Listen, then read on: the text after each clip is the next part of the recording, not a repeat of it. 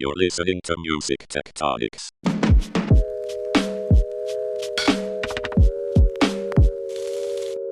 Welcome back to Music Tectonics, where we go beneath the surface of music and tech. I'm your host, sometimes, Dmitri Vietze. I'm also the founder and CEO of Rock, Paper, Scissors. And today, our Chief Strategy Officer, Tristra Newyear Yeager, and I are roaming around the streets and lobbies of South by Southwest. This is going to be a great episode because we're just going to go up to people in the music tech space and spring an interview on them. And I'm hoping we can meet up with some folks like Soundwide, Barefoot Media. I saw Cliff Fluet. I wonder if we can catch up with him.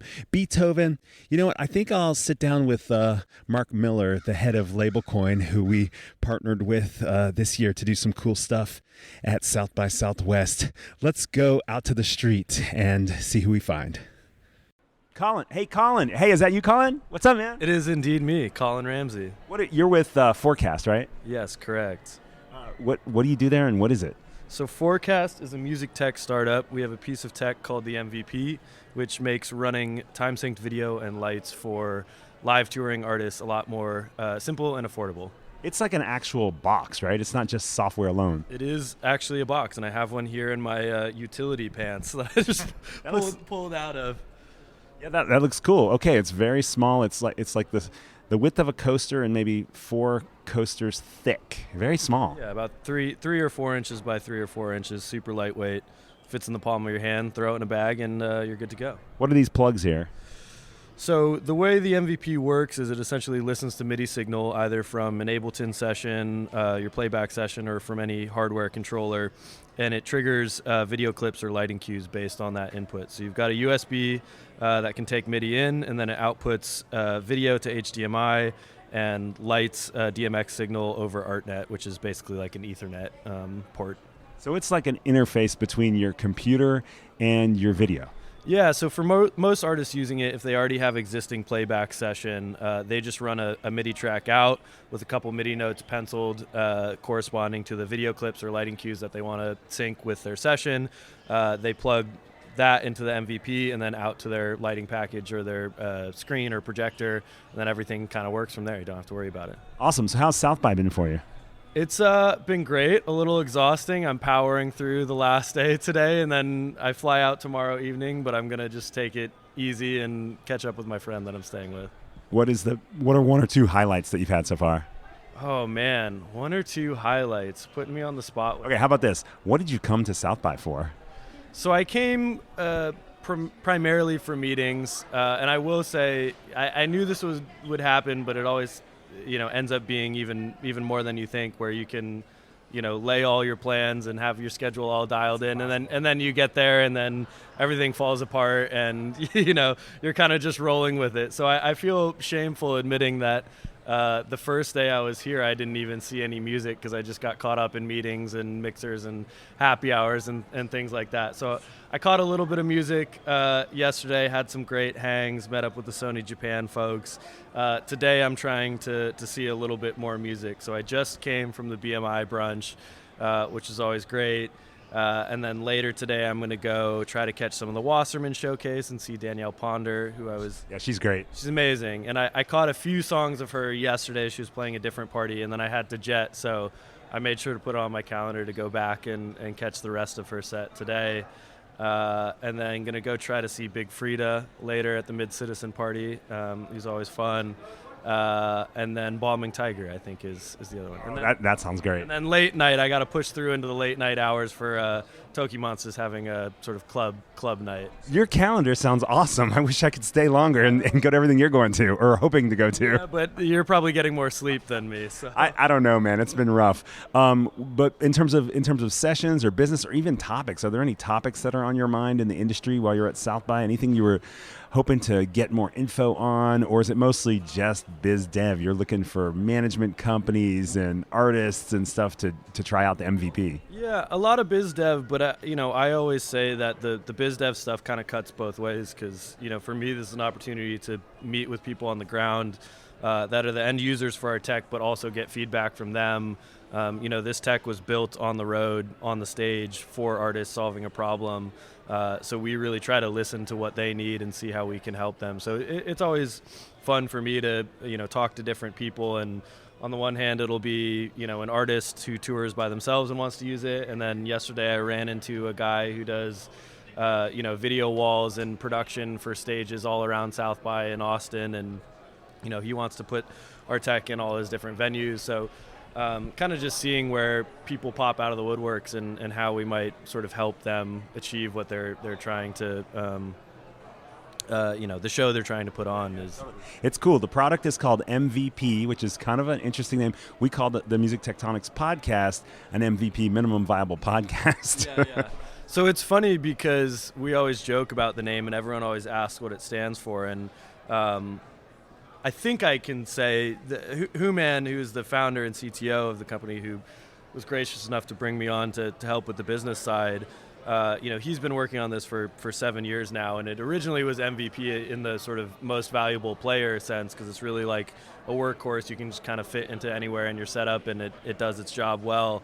But the more we've gotten towards launch and operating in tech and VC circles, everyone assumes minimum viable product, and I have to caution people away from that because no, this is a working piece of hardware that has been out on the road with a bunch of artists and all over the world. But at the end of the day, we say it's it's whatever you want it to stand for. Someone said the other day, "Oh, does that stand for MIDI video player?" I was like, "Sure, yeah, if you want it to. I mean, it does that." So Colin Ramsey with Forecast. That's the number 4cast.com, right? Forecast.world. .world. Okay. Yeah, we got to be a little different and unique. Forecast.world. Is there anything else you want to shout out if people want to check it out? No, if you go to our website, we just launched our pre-order. That will redirect you to the pre-order page. Like I said, we've had this out with a number of artists, but we're now pivoting towards a public launch, so you can pre-order now to ship later this year. And you'll find all our socials and everything there. But Forecast World on Instagram, Twitter, Facebook. Shoot us a message. We're always interested in hearing from artists and their teams and figuring out ways we can help them. Got it. Forecast, the number 4cast.world. Hey, Colin, great catching up with you. Enjoy this last little bit of South by. Yeah, thanks for pulling me off the street. Oh, hey, Dave. Dave, is that you? Yes, it's me. Oh, hey, why don't you introduce yourself? Hi, my name is Dave Godowski, and I do artists and industry relations at Soundwide, which is Native Instruments and Isotope and Plug-in Alliance. Nice. Dave, man, I don't know if I've seen you at South by in years. What are you doing at South by? I'm basically just here to meet with people in and around the music industry. I used to come here all the time when I did A&R and management, and now that I'm in this part of the music space, in the past it wasn't as important to be here, but as things have changed and the tech world has exploded, now there's just people I want to see, and they're all in one place at one time. Awesome. Have you seen anything cool, whether it's a panel or had a conversation in the hallway or a band? I saw this band Model Actriz, Model/ACTRIZ, that were really cool. It was one of those pure, unexpected, old school South by Southwest discovery moments. Those are the best moments. Where'd you catch them? At Mohawk, the Brooklyn Vegan Party at Mohawk. What kind of music do they make? It's kind of punk hardcore type thing. It's sort of like if Death Grips were fronted by Conor Oberst or something. I don't know. That's probably a bad way to describe it, but in the moment, that's kind of the vibe I was getting. What's the vibe you're getting of South by this year? What's it seem like to you? It seems better than previous years. I haven't been in like 5 years, and the last time I was here, I wasn't that into it, and it kind of felt like kind of jumped the shark or whatever. And but I really, the thing that made me come back this year was just people. I heard from so many people who said, actually, I'm going to be there this year. And then there's just that group mentality, that FOMO thing of like, well, if all these people are there, I really would love to catch up with all them. Maybe I should go too. Probably enough people had that same thing happen, and now we're all here. Are there any topics on your mind in the work that you do that you were hoping to talk about, hear about, and have they come up yet? I've been pretty keen on kind of reacclimating myself into the label world. I used to work pretty closely and with labels. I used to work at Rounder and Concord and Partisan, and as a result of that, knew a lot of the other labels. And then things changed over the past 5 years since I moved out of that world. That I feel like I've lost touch with a lot of them. So one goal for me being here was just to have some meetings and introduce myself or reintroduce myself to label folks. Do they know what you do and who you are and how you fit into the ecosystem? Some of them more than others. It's funny, and it's like this in general in the music industry, in music industry in terms of managers and labels and publishers, but a lot of these folks, they'll hear Native Instruments or Isotope and just be like, I have no idea what you're talking about. This must just be some little startup or, they don't know. And then usually somebody standing near them, like an artist or a producer, will grab them and be like, are you kidding me? No, this is actually a big deal like that. And then they're shocked when they find out, we have 600 people working at the company and it's used on like every record and film in the world, like how prevalent it actually is. And I kind of think that's a goal for me is trying to avoid that happening and just trying to bridge that gap and have more awareness. So, there isn't such a rift between how prevalent this company is in the actual music world and how known it is like in the music industry. Yeah, I mean, that's what Music Tectonics, the podcast, the conference are about, is this convergence of the traditional recording industry and this whole creative instrument world, all the ways in which people make music and so forth. But I'm curious for you, why is it important for record labels and managers to know you guys? I mean, the artists are going to pick the tools, right? And they're going to be your customers. But why does their team or their ecosystem matter for your work? I think it's really important, especially when you look at the history of music, the history of labels, the history of A&R. It used to be a lot more tightly knit. Like A&R people used to be producers and songwriters. When you look back, whatever, music in the 60s and 70s, the Rolling Stones and the Who and the Beatles and all these rock bands, they all had A&R guys that were like producers. And even after that, just Quincy Jones, and you can go on and on naming all the legends in the label world oftentimes were writers and producers. And so much of that is lost today, especially in the sort of TikTok era of A&R. Not that that's all anyone is doing, but I think it would be nice to at least move the needle a little bit back to A&R understanding the production process and at least having a tighter relationship. Awesome. Hey, Dave, I'm so glad I ran into you. I hope the rest of your South by is awesome. Anything else you're going to check out before you leave? More coffee. Awesome. All right. See you later, Dave. See you, Dmitri. Thank you.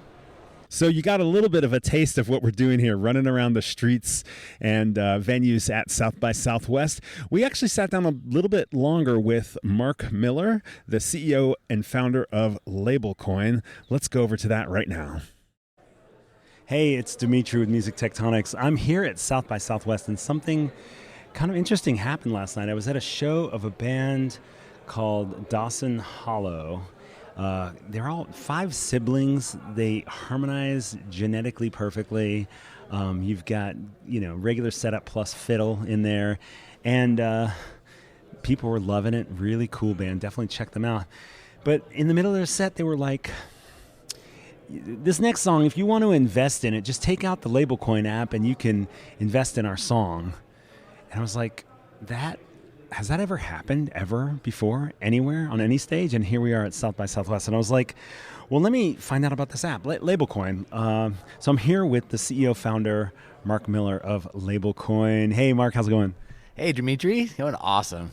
You guys were kind of like the event here at South by this year. Man, it's been wild and truly an honor. Yeah, I mean, you took over this place called Bangers and did programming all day, mixers in the evening, and then showcases. And these artists were, like I said, I guess you can invest in the artists. Is that the deal? Yeah, absolutely. So yeah, it's just a few days ago that we launched the beta version of our app after building for 2 years. And so we got to kind of handpick like our favorite acts that we've been working with to build this over the past year, especially like getting their input, finding out what features work best for them, making sure we're covering all the bases. And so, really felt like a family, getting to finally bring it to the world. So it was great. All sorts of people were coming in and out of that venue as well. So, but what does that mean if this band is playing, and all the bands I think that played are on LabelCoin? What does that mean? Somebody literally from the dance floor can invest in a song. What does that mean exactly? Yeah, so we've made it possible for artists, labels to be able to sell their master streaming royalties to fans, so that then when those streams come in, the fans are actually earning that as dividends.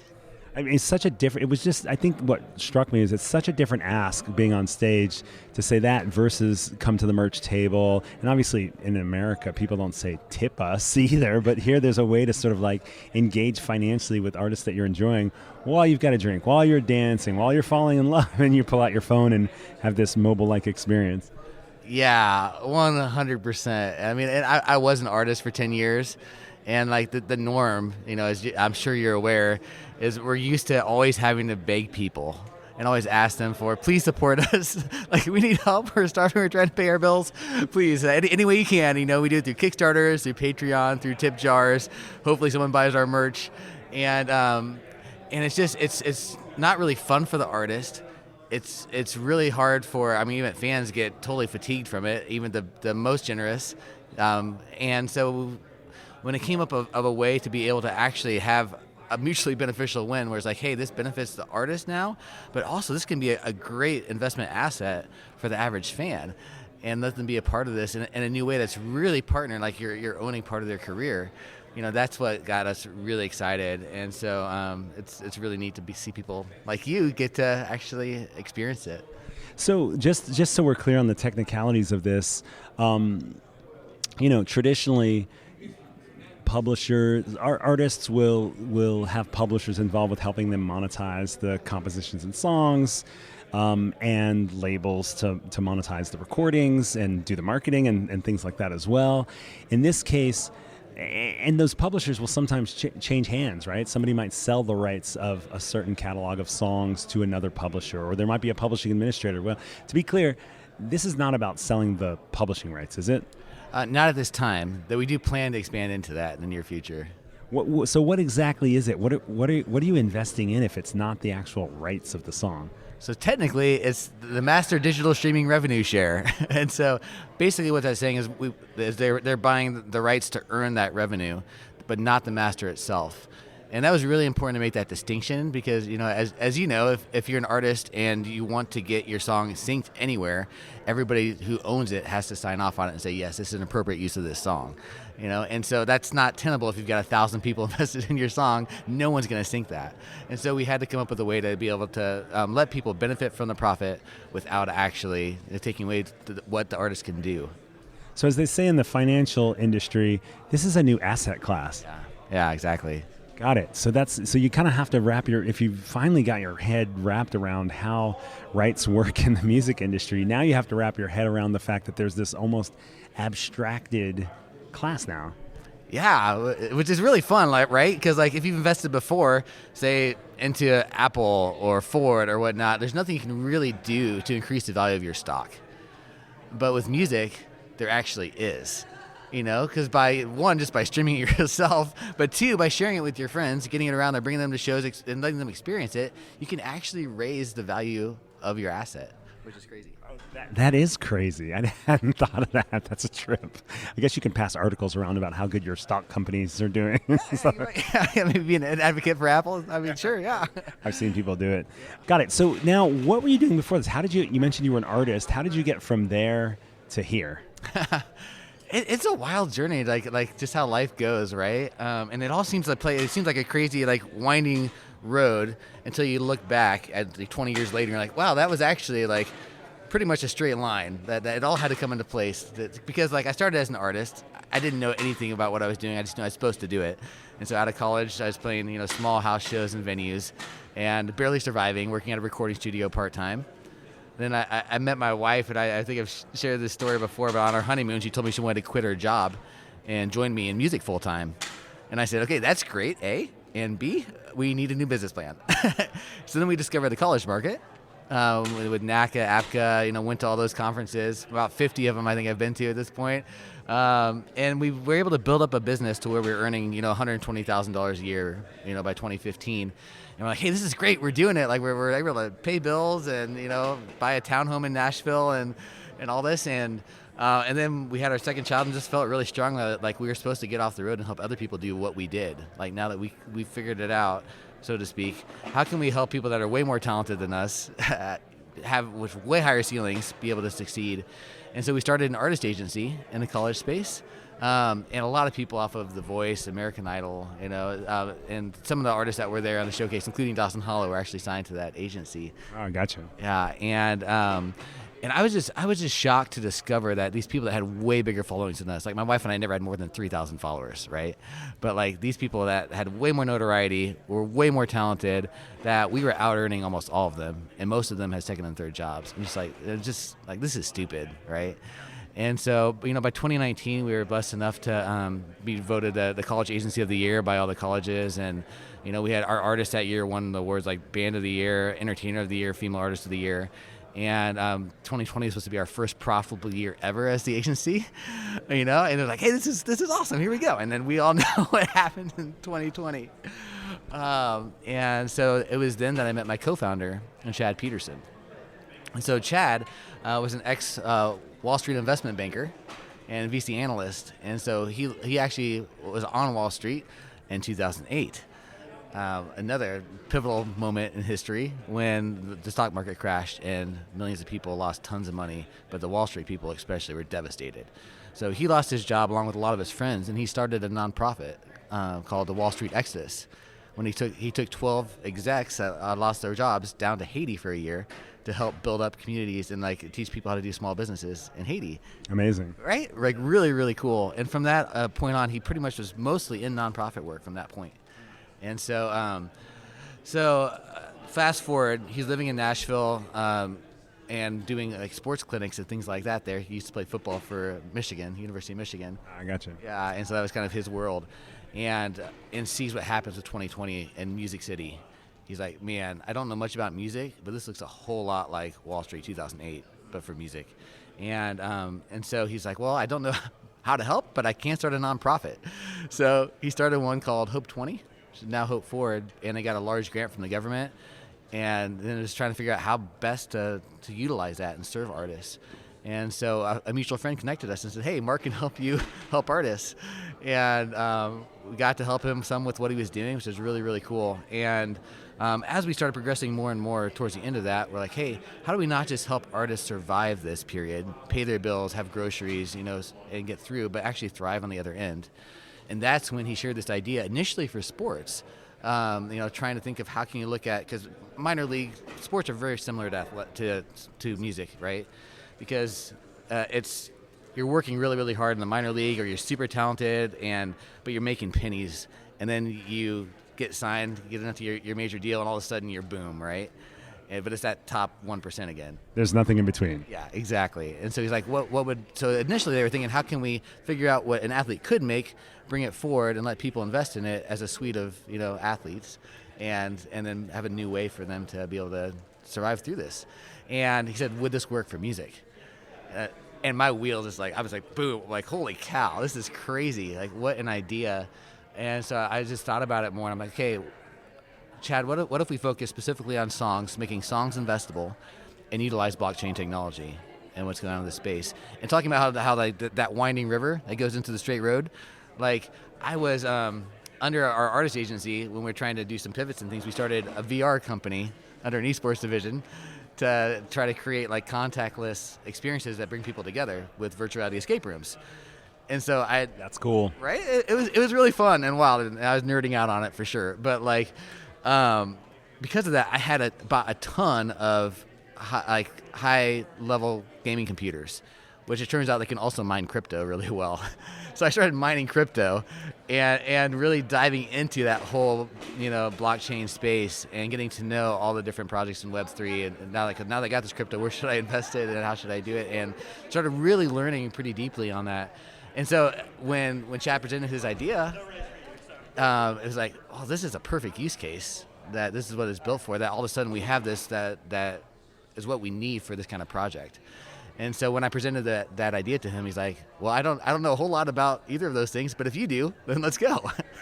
I mean, I love that we're 10 minutes into this conversation before you even mentioned crypto. I mean, it's like, it has to make sense on all areas around, right? And you have to use crypto for what it's really meant for as a utility, not just like because there's money there or some kind of idea and try to reverse engineer some way to, capitalize on it. But what is it really built and meant for?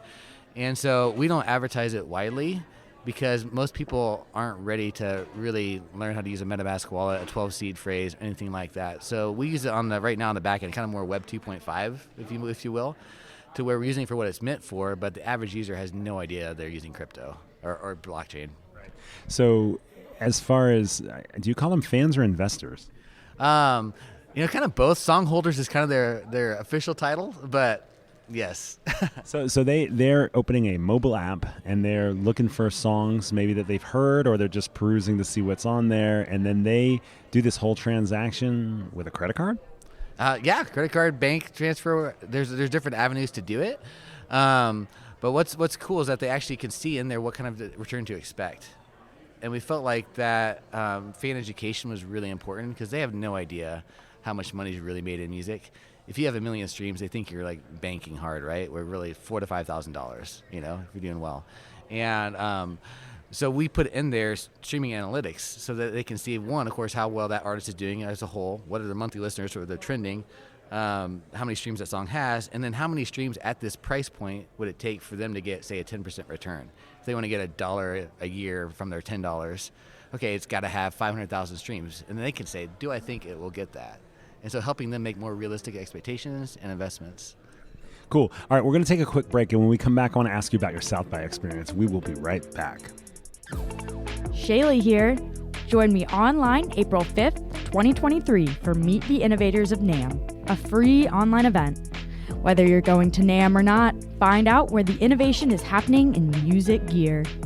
Get sneak peek demos of 5 of the most innovative music-making tools and toys from Innovate at NAMM and the MIDI Association Innovation Awards finalists. That's April 5th at 10 a.m. Pacific, 1 p.m. Eastern, 6 p.m. UK time.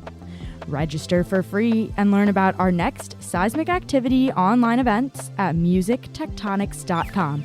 See you there. Now back to the show. We're going to get back to the Mark Miller interview in just a minute, but let's go to Tristra and see who she's talking to. Hi, I'm Mansoor Ahmed Khan. I'm the co-founder and CEO of Beethoven.ai.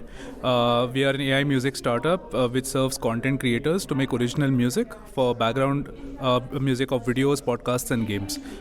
Yeah. What do you think a major epicenter of music tech right now is? What are you particularly excited about? So being from the space of AI, I'm really excited about the possibilities that lie ahead in front of us and the role that AI is going to play in music industry as a whole. And I believe the strongest epicenter right now is artificial intelligence in music. Not surprising. And what's one challenge or question you wish we could solve so that music and tech could play better together? I think right now the biggest discussion is around the copyrights aspect of AI music. I think the answer lies in the collaboration between the traditional players and the new startups that are coming out, emerging in the space, and I really want to see how that problem gets solved in a quickest amount of time. Thank you. Thank you. Hey, introduce yourself. Hi there, I'm Mihai Monescu, and I'm part of the Ovid team.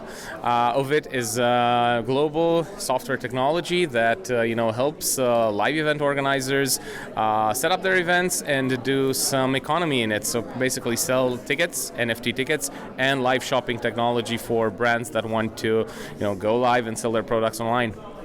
What do you think the center of at the epicenter of music tech is right now? And the epicenter of music tech, in my opinion, is the Web3 evolution, so going towards NFT ticketing.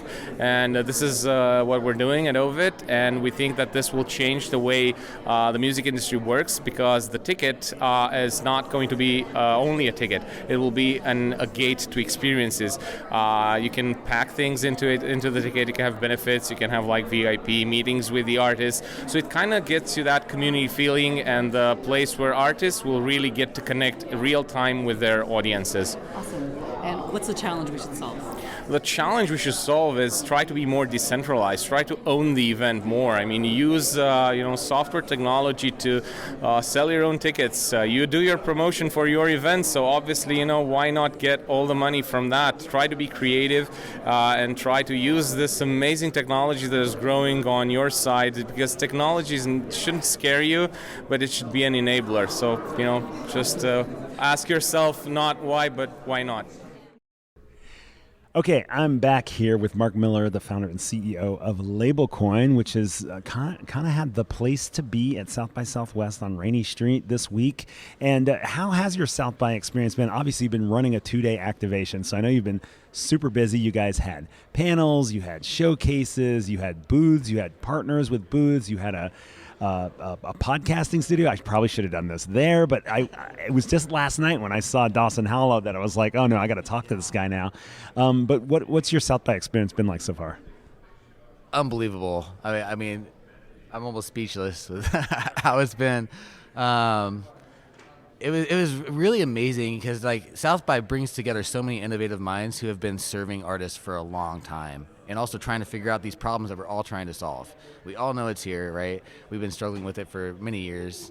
And so to bring those minds together, to see them interact, to see what's happening with the solutions, the problem solving, and just see, I feel like there's a new level of selflessness where people are starting to really say, instead of just trying to maintain what they've got, hold on to it tightly, it's kind of like, okay, let's see, how can we just help each other and together without trying to make sure we're getting our best deal. How do we just help this whole ecosystem rise as a whole?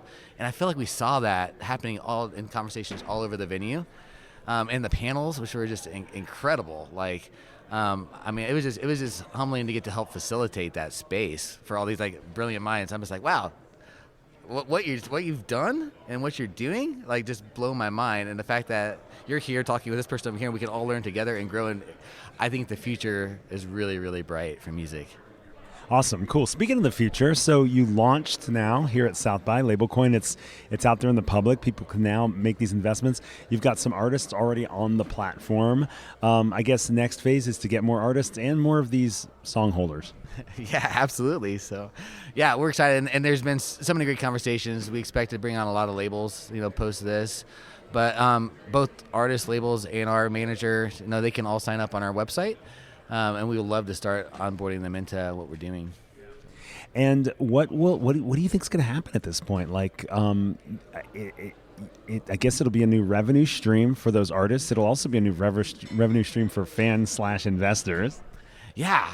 I mean, our mission is to end artist poverty, as a whole. And it's like, what will happen if you're, say, an artist who's making, let's say, $20,000 a year off your royalties. So you're getting some pretty good traction, right? But that's not enough to live. And you're still probably working another job, or unless you're getting touring revenue or different things that you're doing, it's not enough, but you're fairly successful. But what would happen if you, say, sell half of that worth 10 years, and all of a sudden you're getting a $100,000 base salary? That changes everything for an artist. And that's really where we see this going. You see that tens of thousands of artists able to make a living, to quit their second jobs, and to really get to do what they're meant to do, which is, create the soundtracks to our lives. Well, and then it has that multiplying effect. Like, if they can do it full time, they can also market it. They can tour more. They can do those things that increase the streams and the revenue, not only for themselves, but also for the people that have invested in it. Yeah, absolutely. It's so exciting.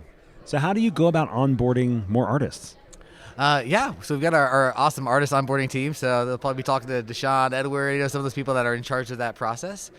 We help them with their valuation to figure out, like, okay, what's based on your history and trajectory and things happening. And we use a discounted cash flow model as the basis, but then there's a whole lot of factors that go into that, right? And a lot of intangibles too. So we have our own multiplier that goes on top of that discounted cash flow, and then we work with the artist to figure out what value do they want to come in at that feels good. And ultimately then they get to, the fans will decide if they think that's a good value. We also have where artists can come in and test the waters first, which is oddly enough a legal term. Like, who knew? Yeah. with Reg A Plus and Reg CF so from the Jobs Act, that's what we utilize to make these songs registered securities. And so they can test the waters before they even have to go through and guarantee that their songs are going to be sold, and go through the full legal process and all the costs associated on our side too. So by doing that, they pick the general value. People can go through, see their analytics on our app, and they can reserve shares. And when they reserve those shares, then the artist can see how many people are interested in buying at this. They can see how much is wanting to be purchased.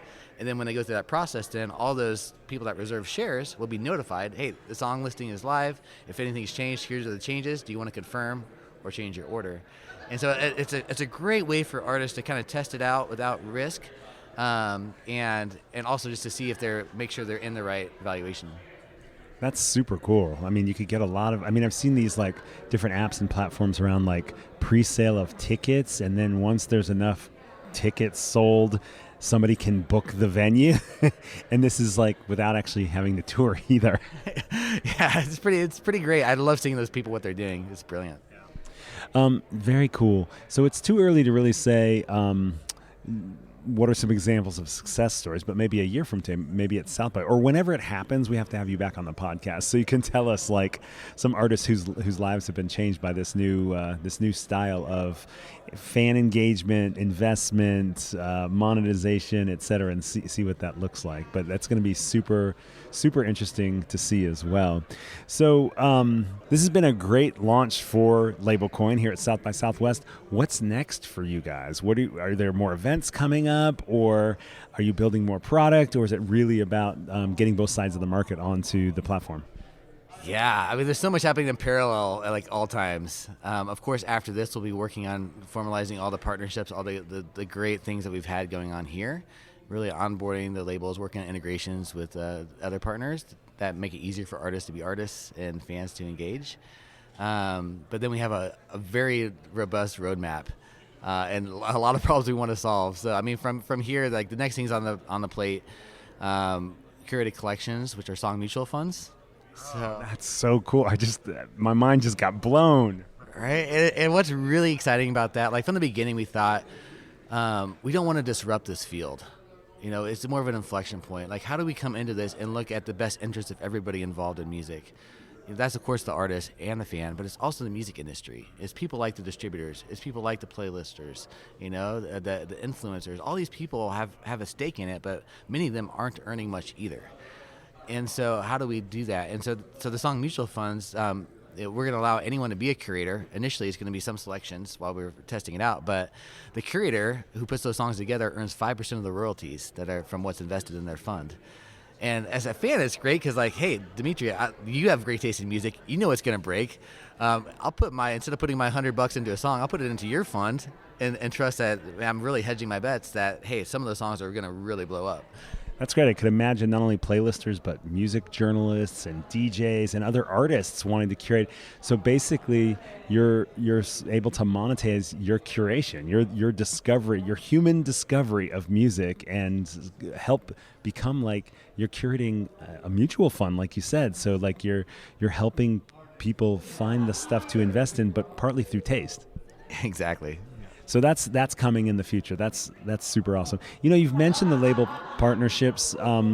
What do the label relationships look like with LabelCoin? It's pretty much if the artist doesn't have the masters, you're doing these deals with labels. Is that right? Yeah, exactly. We have to work with whoever has the masters. And so you imagine labels bringing on like their whole catalog? We would love to see that. Some have said they want to do like parts of the catalog first, and people that artists that are really on board especially with the Web3 space. Some people get kind of scared off by Web3, and some of them are really into it. But pretty much once they understand what the concept of LabelCoin is, really, it's just like, oh, okay, yeah, that's a no-brainer. Because for a label, it's like they're very much operate like a VC. You have 20 companies, quote unquote, that are artists, and you hope that maybe one or two of those actually become super profitable, and you're going to lose money on the rest after you invest tons and lose for years. So what happens if you can actually have way more of those people become profitable and much sooner, and get a way more engaged fan base of super fans that are pushing that forward. So it's great for kind of a win-win all the way around. Awesome. All right, we're going to take one more break, and when we come back, I want to ask you about other things we should be paying attention to. We'll be right back. Eleanor here.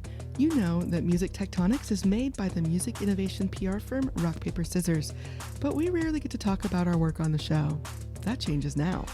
Tristra and I staged a Rock, Paper, Scissors takeover. We took off the Music Tectonics hats and put on our Rock, Paper, Scissors hats to share what we've learned over years of helping innovators in artificial intelligence speak human and earn great media coverage. Look for that episode wherever you get your podcasts and find bonus content on the RPS website. That is at rockpaperscissors.biz. That's B-I-Z. Look for downloads on the resources page. Just give us your email address and we'll send you our full conversation on Speak Human for AI innovators. We'll send it to you as an audio file and as a transcript. Okay, Mark, like I said before the break, I want to ask you, we've talked about label coins, super interested to watch your progress, see how this post-launch is and what comes next, but also curious just from what you're looking at, because you're both in the music space, you've been in the live space, you're also in the crypto and Web3 space. What do you see coming down the pike that you're keeping an eye on? What trends are you interested in? And if you want to name drop some startups or some thought leaders in the space, we always love to expand our network on Music Tectonics. So where's your head at in the bigger picture? Oh, man. There's so much amazing stuff happening. I mean, like everybody else right now, AI, the possibilities, we're all just like, it's mind-blowing when you think about just from even marketing standpoints and how to utilize that as a tool. For what you can do as an artist, looking at how you're managing your financing, and like there's right now financial applications being built. For you can give it. Here's my books. Go ahead and tell me my analytics. Tell me what I should be doing. Where did I miss stuff? Like that kind of stuff. That takes it off of an artist completely. Like the top 1% of artists aren't the most talented. They're the people that are best at music business, or they have a team that are, right? And so there's so many amazing acts that burn out because they can't make it that 3 to 5 years till they have a profit, and they have no idea how to do all this stuff, and it's a drain. And why should they? They should be making music, and so I think that AI is going to start freeing up a lot of that space and tools, and also make it cheaper for people that know how to use it well. Now, you're not talking about AI for making music. You're talking about AI for analytics to understand where you need to apply your business. Oh yeah, and just to take off like all the stuff that you need to do as an artist, that you're not good at. And like, okay, now I've got this AI assistant that can handle this for me. Now I think AI is going to come into production.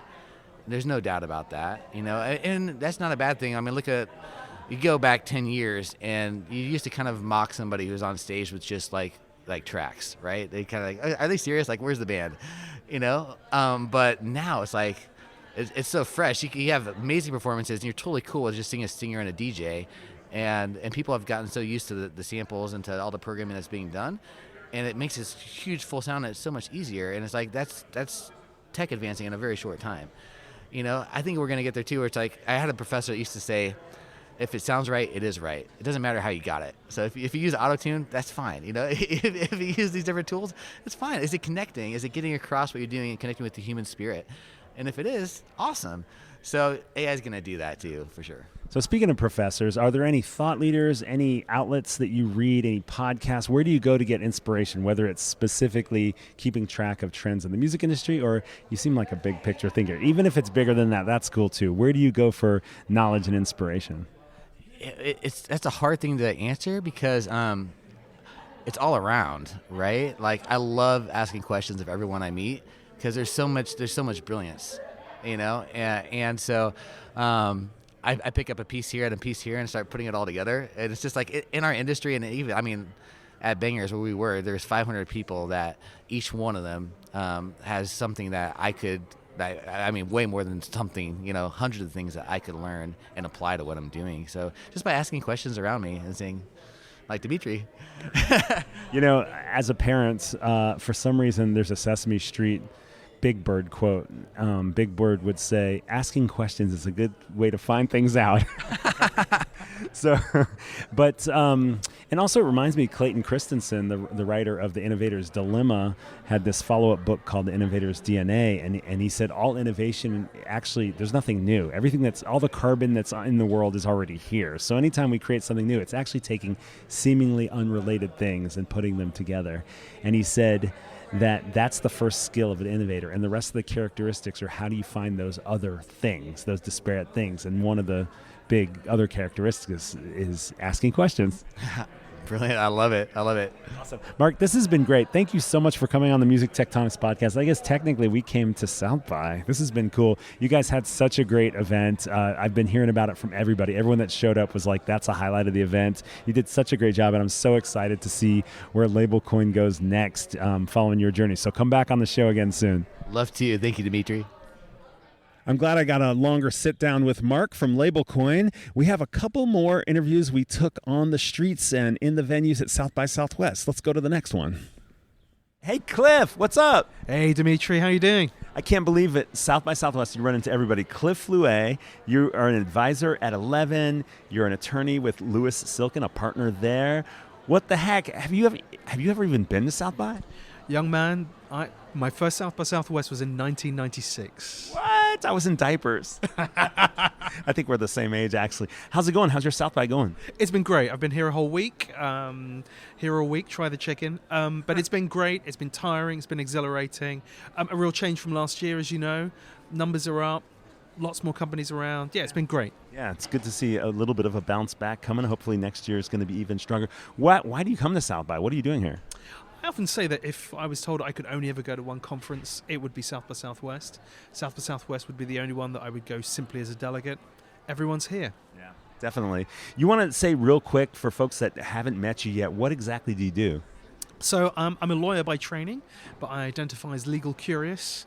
So I spent many years at a label and a broadcaster as general counsel, and now I split my time between being a partner at a law firm, head of media entertainment, focusing on digital media, and I run an advisory firm where I advise boards and founders on digital strategy. So if Cliff's around, there's some good stuff happening. Keep an eye on this guy. He's at conferences, and just see what he's up to. He's got great clients. So Cliff, have there been any highlights yet of South by for you? Well, from a music perspective, I've found the music has been great. British Music Embassy, I've just been blown away by the acts that they've seen, but also around. But a real thrill was seeing New Order at Moody's on Monday night. The sound, it was just incredible. Just incredible. That's great. And what about topics? Are there any topics that's on everybody's mind here? Anything that's you were hoping to come away talking to people about, or anything that's popped up onto your radar from that perspective? Yeah, well, it's been interesting. I mean, very much like what we all do as a day job. You can see that the programming was set 4 or 5 months ago because totally everyone was talking about the metaverse then, and now it's a little bit colder in the metaverse. But of course, digital worlds is going nowhere, digital value is going nowhere, and really what we're having is a bit of a reset, which frankly the tourists can leave the building, and now we can focus on the work. What is interesting is generative AI. I first started advising a company in generative AI in music in 2012, and it's nice not to have to explain what it is to people anymore. But at the moment, just in terms of people thinking, is this a thing? Is this going to change everything? And of course, the fairly infinite, if you haven't been freaked out by what's coming yet, then you haven't understood it, is probably the best line of South by Southwest. Oh my gosh. Well, while I've got you on the mic, I can get some free advice here. What are the concerns about AI? What are the top concerns as it relates to music, and how are we going to navigate them? Yeah, well, again, I would say almost as old as you, Dmitri. This is the conversation that we had in 1996, which was, oh, wow, what's the internet going to mean for copyright? And then what's social going to mean for copyright? And what's mobile going to mean for copyright? Copyright's not going anywhere, guys. The real question is how are people going to use it? What's the value proposition? How are you going to be able to do that? If you're building a large language model based upon other people's copyrights, lawyer up.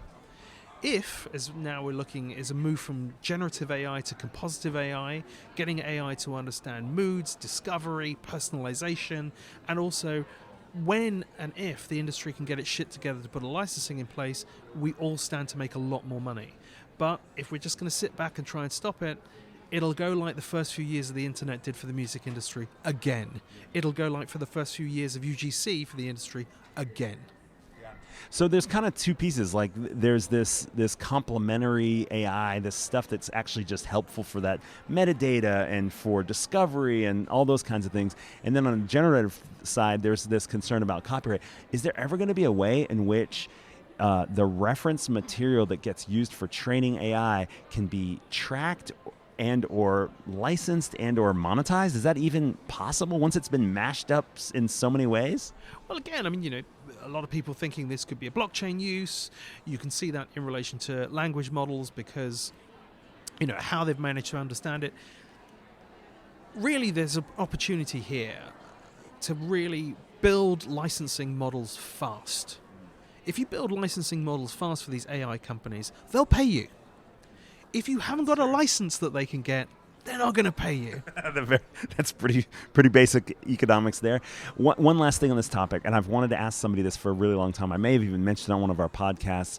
It's my understanding that when blank cassettes were being sold, there was a type of license that those manufacturers had to pay because those cassettes were being used to make mixtapes in the early days before they were tape levy. Yeah, is that a real thing? Did that actually exist? Yeah. It existed throughout the EU. The UK never pulled it up because it was seen that it was the.